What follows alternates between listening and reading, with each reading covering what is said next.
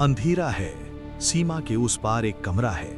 कुछ लोग भारत के खिलाफ साजिश कर रहे हैं। टेबल पर नक्शा फैला है और एक आदमी कहता है भारत को इसकी भनक तक नहीं लगेगी। लेकिन उन्हें नहीं पता कि उसी कमरे में एक और आदमी मौजूद है, चुप, शांत, और वो सब कुछ सुन रहा है क्योंकि वो भारत का जासूस है। अब सुनो, ये कहानी आज की नहीं है। ये शुरुआत होती है 300 ईसा पूर्व से, जब एक आदमी खामोशी से पूरे खेल के नियम बदल देता है। उसका नाम था चाणक्य। वो कहता है युद्ध तलवार से नहीं, जानकारी से जीता जाता है। और यहीं से जन्म होता है भारत के पहले जासूसी नेटवर्क का। सोचो, एक बाजार, लोग अपने काम में लगे हैं, लेकिन हर कोई वैसा नहीं है जैसा दिखता है। साधु, व्यापारी, कलाकार, कोई भी जासूस हो सकता है। और अर्थशास्त्र में लिखा था राजा की सबसे बड़ी ताकत जानकारी है। लेकिन जहां जासूसी होती है वहां धोखा भी होता है। एक जासूस जिसे दुश्मन के बीच भेजा गया था वो सालों तक वफादार रहा, लेकिन एक दिन उसने अपनी वफादारी बदल दी। उसने गलत सूचना भेजी और एक पूरा हमला नाकाम हो गया। सैकड़ों सैनिक मारे गए। यही था पहला बड़ा धोखा। समय बदलता है, चंद्रगुप्त मौर्य का साम्राज्य आता है, जहां भरोसा करना सबसे बड़ा खतरा था। एक मंत्री राजा के खिलाफ साजिश कर रहा था, लेकिन उसे नहीं पता था कि उसका अपना बेटा ही जासूस है। एक रात सब कुछ खत्म हो गया, बिना युद्ध, बिना आवाज। फिर आता है मुगल काल। अकबर के शासन में एक खबर आती है कि विद्रोह शुरू हो गया है। सेना निकलती है, लोग मारे जाते हैं, लेकिन बाद में पता चलता है कि वो खबर झूठी थी। एक जासूस डर गया था और उसके झूठ ने निर्दोष लोगों की जान ले ली। अब ब्रिटिश राज आता है, जहां जासूसी सबसे खतरनाक हथियार बन चुकी थी। इंडियन पॉलिटिकल इंटेलिजेंस हर गतिविधि पर नजर रख रही थी।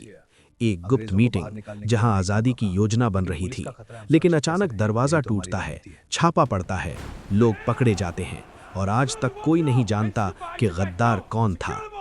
फिर आता है साल 1968, जब एक नई एजेंसी बनती है, रिसर्च एंड एनालिसिस विंग यानी रॉ। और इसके पीछे था एक ऐसा दिमाग, रमेश्वर नाथ काव, जो सामने नहीं आता था लेकिन पूरा खेल कंट्रोल करता था। अब जासूसी का खेल और खतरनाक हो चुका था। 1971 में युद्ध होने वाला था, लेकिन इस बार भारत तैयार था। रॉ दुश्मन के अंदर घुस चुकी थी, हर जानकारी भारत तक पहुंच रही थी और एक नया देश बना, बांग्लादेश। लेकिन रॉ सिर्फ युद्ध नहीं लड़ती, कई बार वो बिना दिखे इतिहास बदल देती है।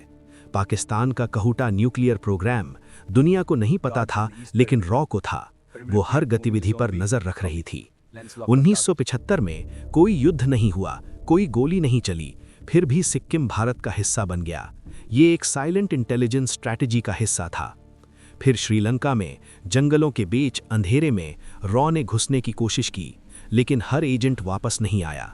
कई मिशन अधूरे रह गए। और कुछ ऑपरेशन ऐसे भी होते हैं जिनका कोई नाम नहीं होता, कोई रिकॉर्ड नहीं होता, लेकिन सरकारें बदल जाती हैं, हालात बदल जाते हैं और किसी को पता भी नहीं चलता। 1974 में भारत एक बड़ा कदम उठाता है, न्यूक्लियर टेस्ट। अगर दुनिया को पता चल जाता तो सब कुछ रुक जाता, लेकिन रॉ ने इस राज को छुपा लिया और भारत न्यूक्लियर पावर बन गया। आज युद्ध बदल चुका है।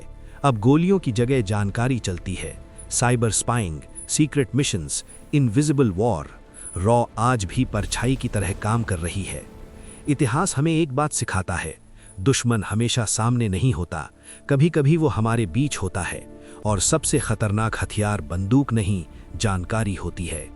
इतिहास के पन्नों में कुछ रहस्य ऐसे होते हैं जो कभी पूरी तरह सामने नहीं आते, और ये कहानी उन्हीं में से एक है।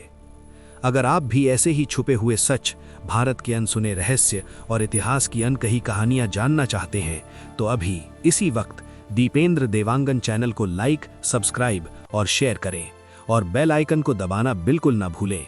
और हाँ, आपको क्या लगता है, क्या आज भी ऐसे सीक्रेट मिशंस चल रहे हैं जिनके बारे में हमें कभी पता नहीं चलेगा? अपनी राय कमेंट में जरूर बताएं।